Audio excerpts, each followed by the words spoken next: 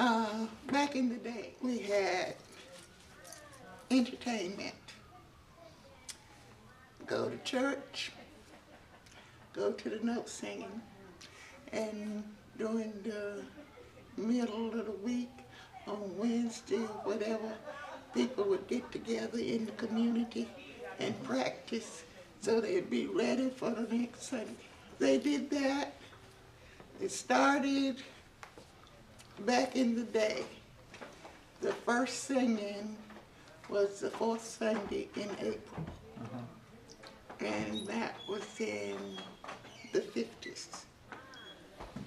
I mean, the singing was going on before then, but that's when we started. We had transportation to go to other locations. And so we start on the first Sunday in April, and we would sing through the first Sunday of the first weekend in November. And they had what they call conventions during that time. Each class would have a singing in the local area. Like in Paulding County, they had the first Sunday in June at Shiloh, and then it outgrew Shiloh, and they moved it to the courthouse. So we took over downtown Dallas the first Sunday in June, and there were so many folks around there you couldn't shake a stick at. We went to Mill, Georgia. They had what they call an association in Meriwether County and Coweta County, down that way. So I think that convention was in October. There was 4 books came out a year. And everybody who was a singer got a book, got a new book. You know, every time it came out. There was no such thing as making copies. You had the real book and you sang. And of course at that time you could get a book for 50 cents. People had a suitcase full of books, and you had to have all your books so that, you know, you don't know what the person is, what book they're gonna call. And so everybody needed his book to carry on their property. They learned hand-me-down in the community. Like I said, you know, that was one of the forms of entertainment, and go from house to house, and they would practice. And they learned to sing that way. And you know, now you see one person that normally sets the song. But anytime you got up to lead a song, you set your own. So when did that change? When when all the old folks died out and others didn't know sing the notes to get the tune of the song. And then you come back and sing the words in that tune. Yeah, that's. The notes is the same thing as the keys on the piano. But y'all never play piano? No, not with shake notes. No, it's a cappella. Yes. But it's a situation whereby people learned all of those little things. This dot means this. This line, this flag means this, you know. And it's a lot to learn. And I didn't have the patience. It was more fun being outside, eating ice cream cones, hot dogs, whatever, Yes. and playing with the boys. Right. My parents would say, well, you gotta stay in for the morning. Yeah. And oh, Lord, looked like that took forever. See, their father was a tenor singer. Their uncle was a bass singer. And their grandma, I don't know what part she played. She was a soprano. Yeah, we think she was. But she was my father's sister.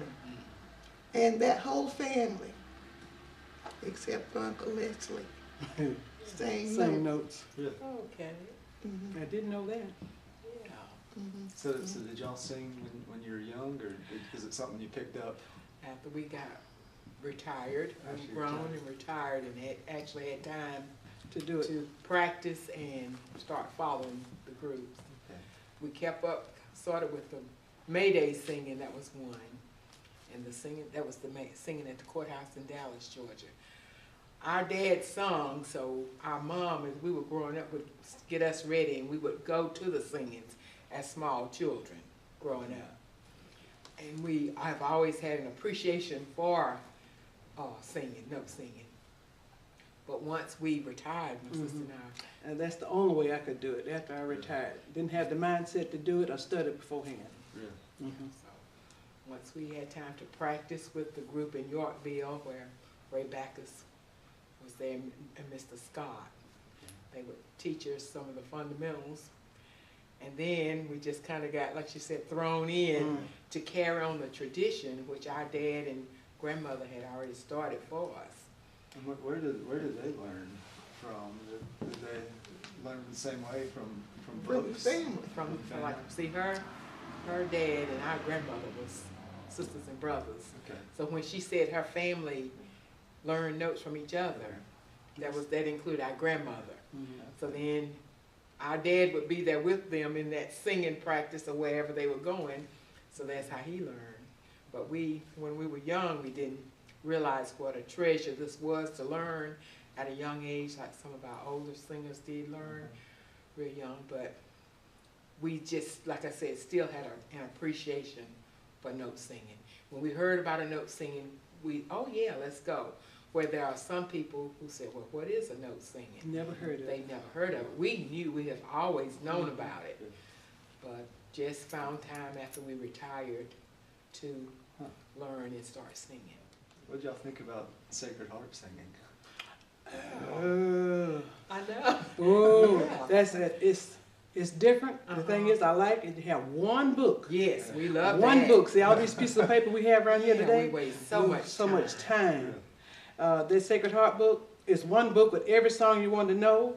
I was there for 1 hour, 1 hour and a half. I think I heard about 100 songs. And that was good. But you sing higher and faster. But you know, the songs are still beautiful. Yes. But you know, Same. we would have to study all over again. Learn something all over again. Well, it's different. If we knew how, because you sing higher, like we start low and high in some parts. I think when I heard it, everybody was singing high notes. And we started with we have do, re, mi, ti, do. But y'all but the Sacred Harp is fa, la, so, and mi, I think. But we have all the 7, and the Sacred Harp is 4. So we use a lot more notes, and Sacred Harp is just a 4. But like I say, it was an experience. I liked it, but it's going to take me a while if I get into that. To learn it, to try to learn it. But they sing more songs than we do, because you give them your name, you stand up, you tell them what page number in Sacred Heart, and they sing. That's it. By the time we get up, pass out a paper or tell them to turn to It's the book. 3 songs. I mean, Sacred Heart could have sang 3 songs. We just not doing 1. And we really sing our chorus a little bit more and enjoy it. Everybody has their suitcase full of books. Is there a standard set that you bring every time, or is it just your favorite books, or how do you decide? It's just really all the books I have, all the copies I have. You bring them in case that's the song you feel like singing that day. So you throw it out there like all the copies I had today. I had enough for everybody. Some of the books that are coming out now, the songs are in the books from yesteryears. Yeah, you know, I'm getting ready to leave this world. Oh, they've been singing that. I won't tell y'all how old I am. Tradition is something they used a long time ago. I say it like that. It's traditional. It's for us. It's part of our tradition because we attended note singings. But we would go. The new people now, New the younger people people coming now, in, never heard of it, so they wouldn't won't even like think about it. and they'll just like the fast church music, you know. That's probably how it is. But so we've been exposed to it, so we know what it's about. We enjoy listening and singing it. But that's the one thing.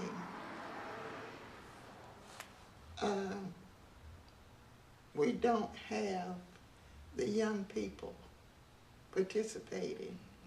Now, I think Anthony King, he has little children. Yes. He's teaching them. Yes. But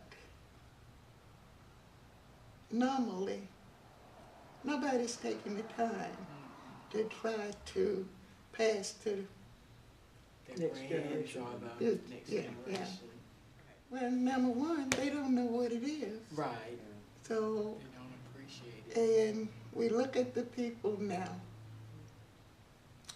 Yeah, Mr. Backus, Miss Alvin, She was in the wheelchair.